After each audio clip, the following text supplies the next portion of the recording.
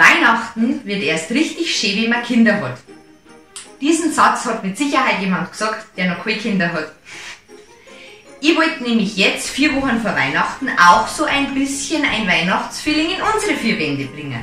Und ich habe mir dann richtig schöner Plan gemacht. Ich habe mir das richtig toll vorgestellt. Ich habe mir vorgestellt, dass wir miteinander frühstücken, dass wir ein paar Weihnachtslieder hören, dass wir einen Kinderpunsch trinken und dass wir dann alle zusammen in Liebe, Harmonie und Frieden die Wohnung dekorieren. Mit ein paar Lichterketten und ein paar Sternchen. Nicht zu viel, aber dass wir es uns einfach schön machen und dass wir schöne Weihnachtserinnerungen schaffen. Das habe ich mir vorgestellt. Wie ich meine Familie dann allerdings über meine Pläne unterrichtet habe am Wochenende, haben sie alle sofort dankend abgelehnt. Wollte keiner. Nein.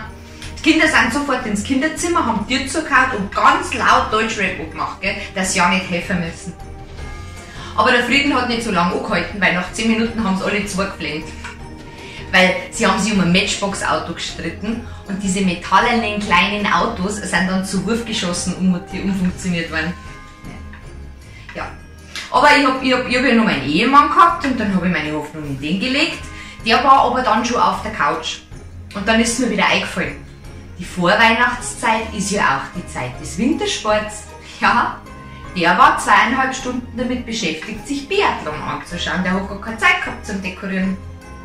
Ja, und um nicht frühzeitig schon in die Weihnachtsdepression zu verfallen, habe ich dann meine Lichterketten gepackt und meinen Kinderpunsch und habe mir Badwanne einlassen. Ja.